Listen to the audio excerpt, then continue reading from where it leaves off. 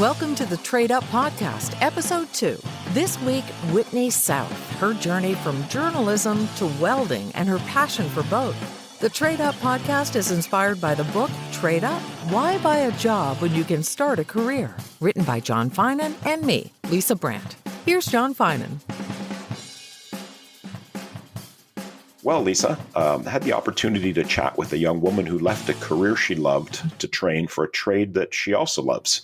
Whitney South still is, an entertainment journalist, but she does it on the side now, along with being a full-time welder. That is so cool. I got to know Whitney a little bit when she worked for Our London. I used to write a column for them, and she is out and about at music events. She's a terrific photographer and interviewer, and she didn't tell everybody that she became a welder for a long time. Well, now she's passionate about welding, and she actually says that welding and journalism have some very common themes between them.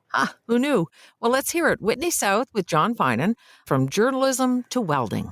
Well, it's actually even more complicated than going from journalism to welding. So originally I planned on just being a photographer, and that's what I went to school for. I went to art school at the Ontario College of Art and Design, and then I graduated and worked at Starbucks for 10 years. I decided that I wanted to do more than just photography. I wanted to write as well. So I'm not going to say how old I was when I got to journalism school, but it was later.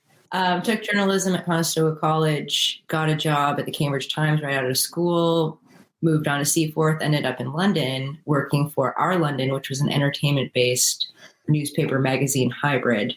It was the best job. It was just the best job. I got to interview musicians, artists, and local as well as visiting.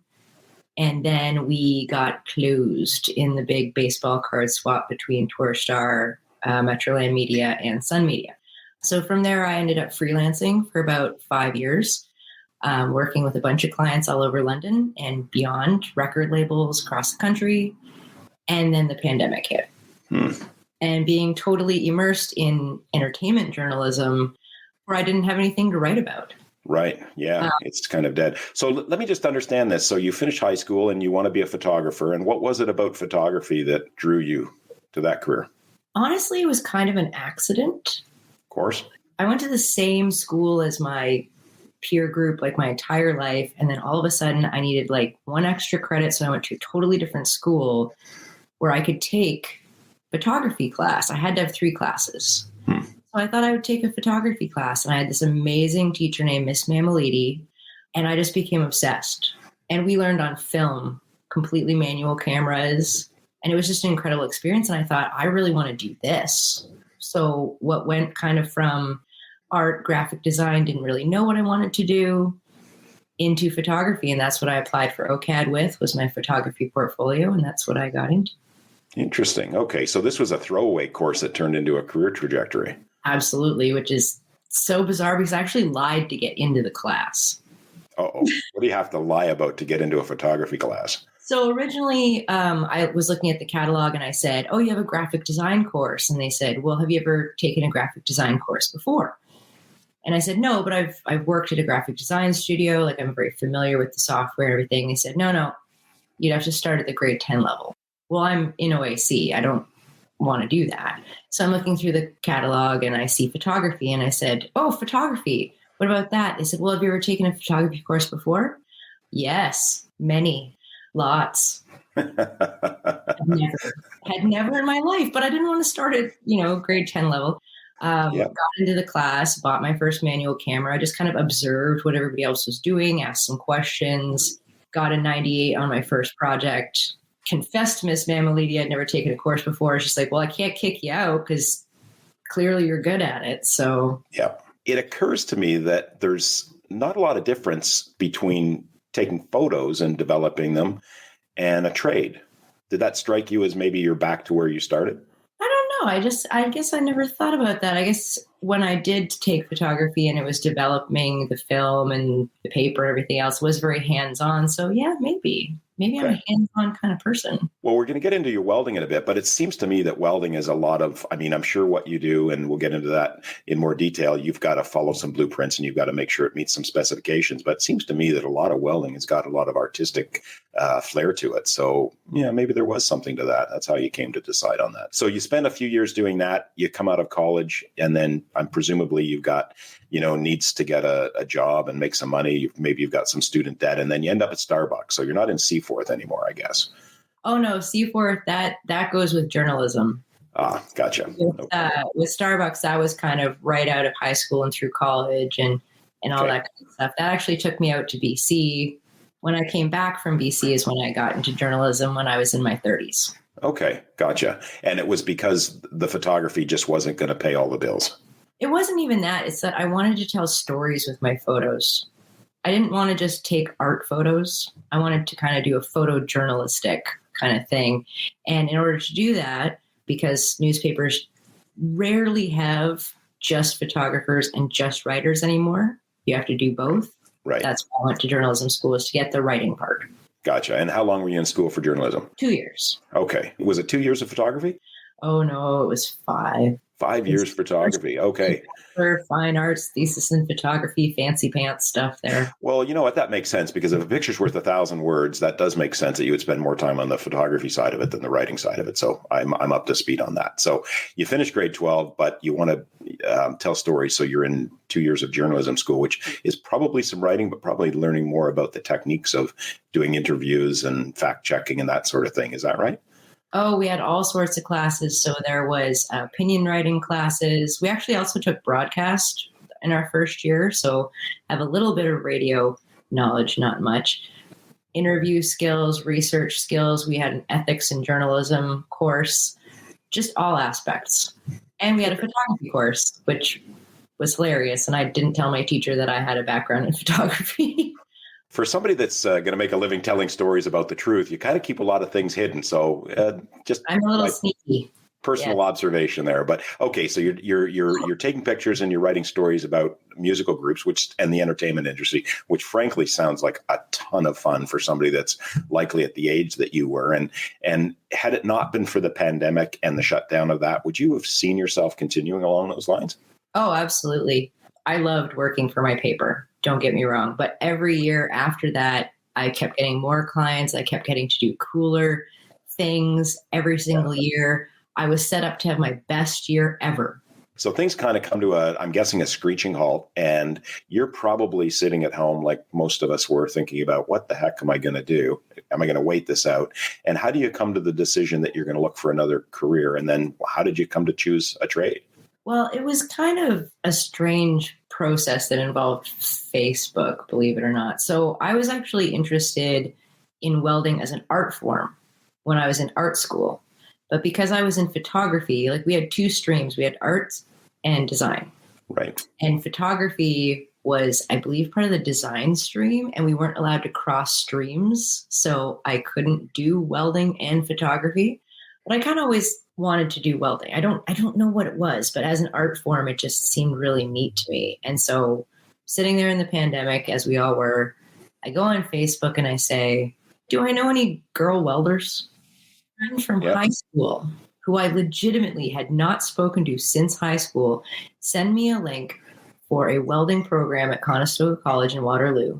6-month government subsidized program. They take, I think it was about 25 kids or people in general, and I got in.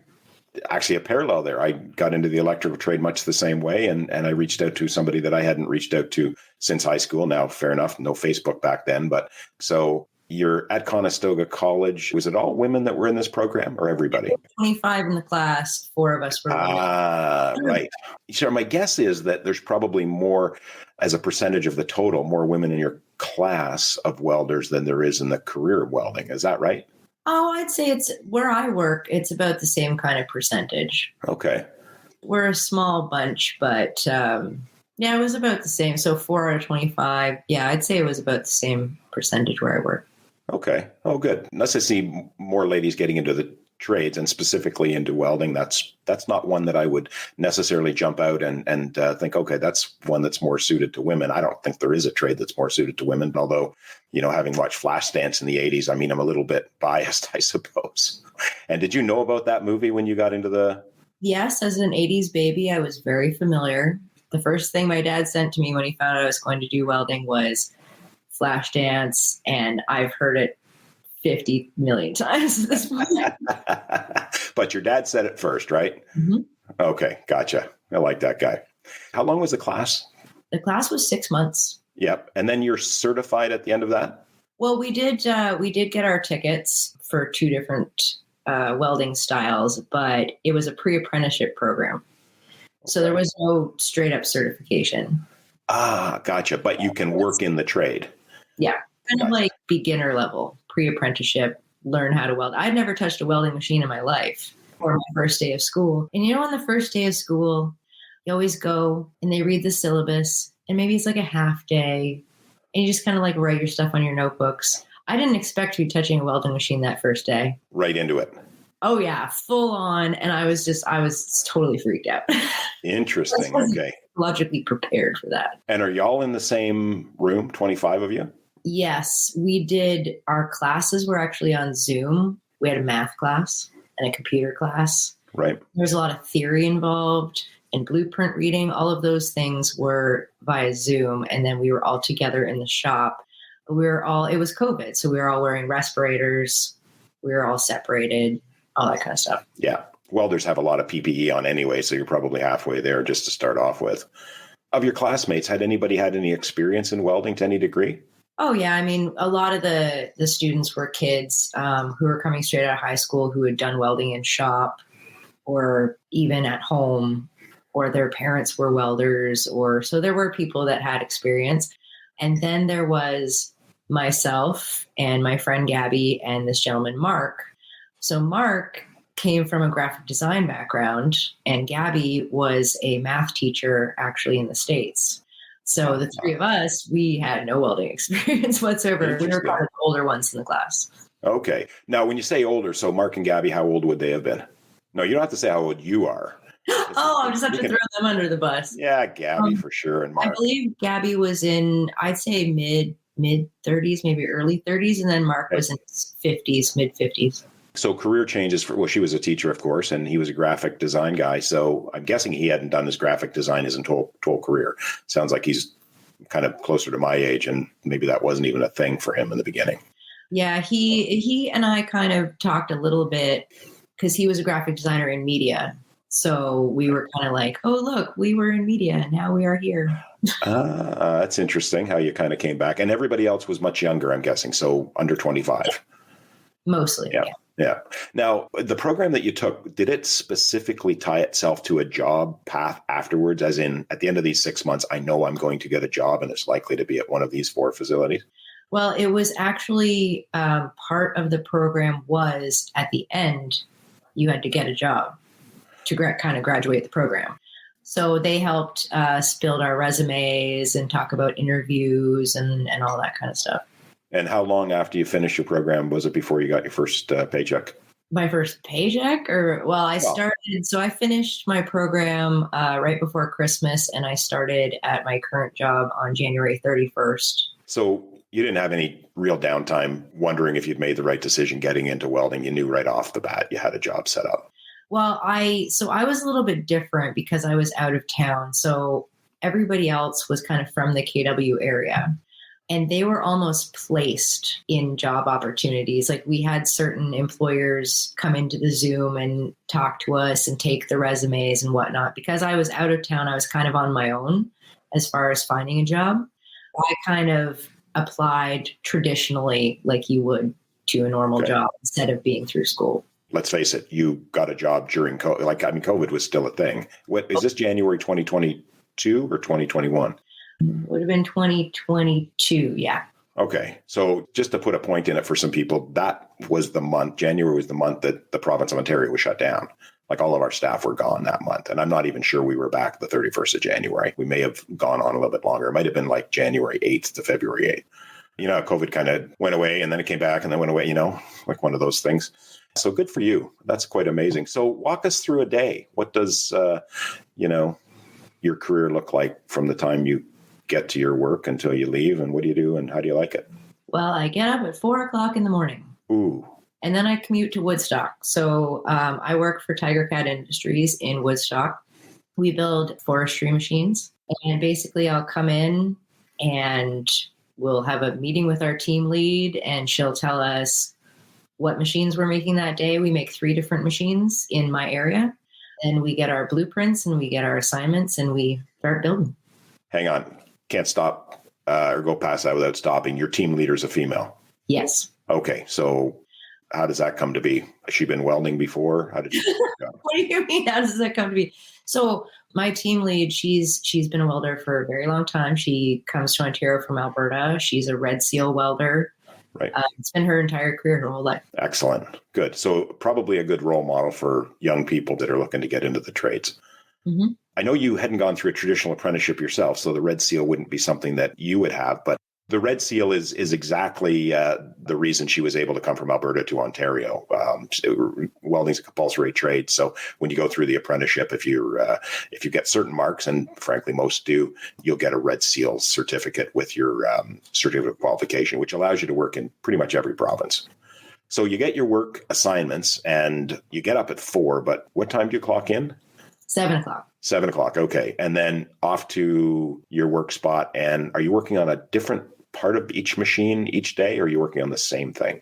There's like 4 different stations, and then there's different people that make roofs. So I work on whatever my station is for whatever the machine is that we're building that day. So like I said, we build 3 different kinds of machines.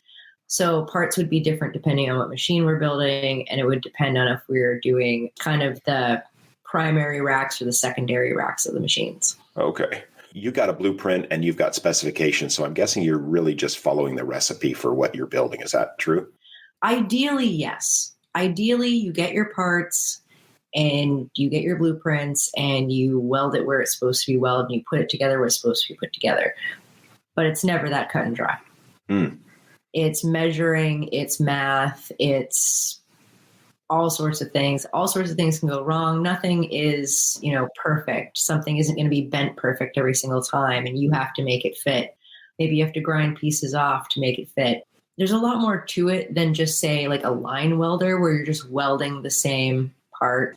This is more like you're taking 4 hours to build a piece that has maybe 15 different parts and they all have to fit together like a jigsaw puzzle with the perfect measurements, the right nuts, the right pieces. So you're crafting it from scratch, at least that portion of the machine. Basically. Yeah, well, that's cool. So how do you like it? Oh, I love it. It was actually just 2 years a couple weeks ago. Right. It's so incredibly different, but the same as something like journalism. I mean, you're using your brain every single day in both jobs.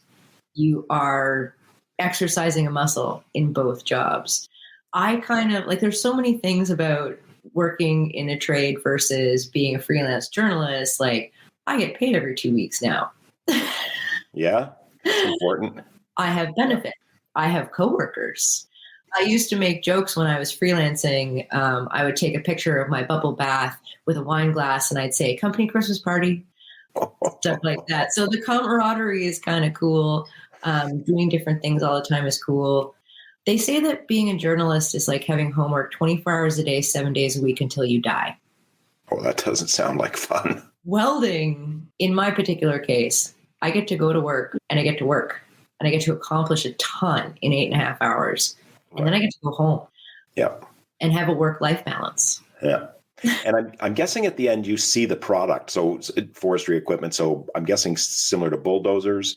But what I'm getting at is that you see small pieces of probably heavy metal, but, small pieces, you weld them together. And at the end of the day, maybe the end of the week, something very big that's going to last and go out into the world and do work for many years is done. Is that true? Kind of, because, every plant, so every Tiger Cat plant kind of does something different. So we in Woodstock, we do a lot of the welding. Our pieces then go to cleaning, they go to blast, they go to paint, and then they get assembled, and then they get sent to another plant where they get added to more pieces to finally build the giant machine. Got ya. I actually finally got to go to Paris a couple weeks ago and see the completed machines. Got to sit in one, see the joysticks and everything. It was so cool. Be able to walk around the machine and see my parts. Okay. We're not talking Paris, Ontario. We're talking you're driving down the Champs-Élysées with one of these things. Is that right? No, Paris, Ontario. Paris, Ontario. Yeah, Paris. I was getting excited for you. I thought there was a big overseas trip to see one of these things. Okay, got it. Paris, Ontario is quite nice. So I was in the real Paris in August, but that was not welding related. Okay, gotcha. I don't know why I thought that might have been true, but you had me going. You're a really good storyteller. So you got to see the thing. How did that make you feel to see that? And did you look at the parts that you put on? Could you see them? Oh, I felt like such a nerd. I was so excited to walk in and see this just monster machine, and they're trying it out and they're moving the hydraulics, and I was able to walk around the machine and actually like point to pieces that I made. Yeah. That are painted and now part of this big, giant, amazing machine. It was really, really cool. And I felt like such a nerd. Like, cause you always joke about people who are really into cars or whatever. And then they see a really cool car and they get all dorky about it. Yep. That's kind of how I felt. That's nice. Take pictures? I did. Okay, good. Well then, yeah, well, of course you did. You're a photographer. Looking back, would you have changed anything? Would you have gone from photography to journalism to Starbucks and into welding, or would you have done it in a different order? That's a really hard question. I mean, I've thought about my path so many times. If I hadn't worked for Starbucks, I hadn't have met some people who are still my best friends. Yeah. I would have never lived out west. I would have never volunteered for the Olympics because I wouldn't have been living in Vancouver. If I hadn't chosen to come back, I never would have gotten into journalism. With journalism, I got to do so many amazing things, like things that I would never imagine. I flew a plane. I went into a burning building with firefighters training. Wow. Like I got to speak to some of like my favorite musicians and artists in the world because of journalism. Yeah. And now because of welding, I'm just finding another whole joy in my life and working with my hands and finding out I can do all these things that I've always sat behind a desk. I've sat behind a desk for like 15 years. Yeah. I never thought that I would be in a trade. I never thought that I would be building things or using grinders or torches or cutting things with plasma or any of the other cool things that I've gotten to do. So there's no way to say if I would change anything because my life's been a crazy, weird ride and I can't even imagine changing anything. Sounds like fun. And it sounds like you could probably still do some journalism on the side with your welding. Is that something that's possible? I do. Good. Excellent. And still get to meet rock stars and rub noses with the elites of the music world. The first year that I welded, I still freelanced full time because I was so paranoid that I would fail at welding. Then last year, I kind of dialed it back a little bit to the point where I wasn't looking for anything anymore. And now this year, I have been approached by a whole bunch of contracts that I actually have decided to take on. And I missed writing so much that I've actually thrown my hat in the ring with an entertainment publication online called swamp.ca. They're a music publication. So I'm moving forward, going to start kind of contributing to their website. I missed it so much, writing and all that good stuff. So you'll have to get up earlier than 4 a.m. or stay up later than you normally would go to bed. One of the two. It's the only way. No, weekends. Right. I guess that's when a lot of the good music stuff happens. So I don't want to keep you forever, but I do want to ask, has your perception of the trades changed since you've gone down this journey? And if it has, how? And is it something you would suggest to young people? I can't say it's changed because I've always had mad respect for people in trades. And I think that when you look at white collar and blue collar, I think that we always look at each other as though the grass is greener on the other side. Yeah. And we don't truly appreciate what we do ourselves. I know that when I started talking to the guys at the shop, they were all like, why would you leave journalism to do this? And meanwhile, I'm like, you don't understand how amazing this is, how envious I am of you guys who've been doing this your whole lives. And you can build stuff and you can renovate stuff. And just to have those skills is so amazing. I think we all need to be kinder to ourselves and what we do. And just because it's what we do doesn't make it boring and doesn't make what someone else does better. No, that's a good point. Appreciate the skills that we have because everyone else appreciates the skills that we have, even if we don't. We all have these special talents, and we all just need to be kinder and appreciate what we can do. Well, it sounds like the talents that you have, Whitney, you've worked on. I mean, not just photography and journalism, but welding. They're all things that you're not only passionate about in the beginning, but you probably struggled. So to do 2 jobs full time in the first year because you didn't think you would make it in welding just sort of speaks to that. You had the tenacity to stick with it. And I'm guessing in the beginning, you didn't feel you were welding as good as you could and weren't welding as well as you are now. So good for you. So one final question. So I'm curious about your perception of females in the trades, and that is shadowed at all by the fact that you're one of, mathematically, I think you're about 15% females where you currently work. And would that change how you would give advice to young ladies that might consider the trades? There is one thing I would change if I was 19 again. Okay. I would never go to university for art. I just paid off that student loan recently. Anyway, jokes. But so when I went into the program at Conestoga College, I actually had to have an interview, like a job interview, to be considered to be in the class. And one of the things that the coordinator asked me was, so welding is predominantly men. Your class is going to be predominantly men. How does that make you feel? And I said, every newsroom I've worked in has been predominantly men. Every photo pit that I've ever been in has been predominantly men. That's just life. And it doesn't matter to me, if that makes any sense. And it makes perfect sense. And I'm not sure that a 19-year-old would have had the insight to say that. Not sure that they wouldn't, but not sure that most wouldn't, for sure. So good for you.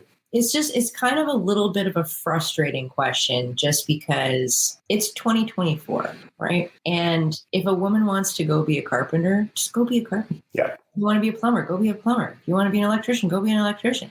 This isn't the 1800s. If you have the skills, if you want to work hard and you have developed the skills or you already have some skills, just do it. Don't be afraid of being, like I said, the only girl in the newsroom versus the only girl in the welding shop. It's the same thing. It's kind of a universal situation. That's great advice, for us to end on, Whitney, which is, don't be afraid, just go do it. That applies for anybody, men, women. Thanks for that insight. And I appreciate you spending the time chatting with us. Whitney South is a full-time welder and a part-time music journalist. Check out her Instagram for some of her gorgeous concert pictures. Her handle is Writer Winston.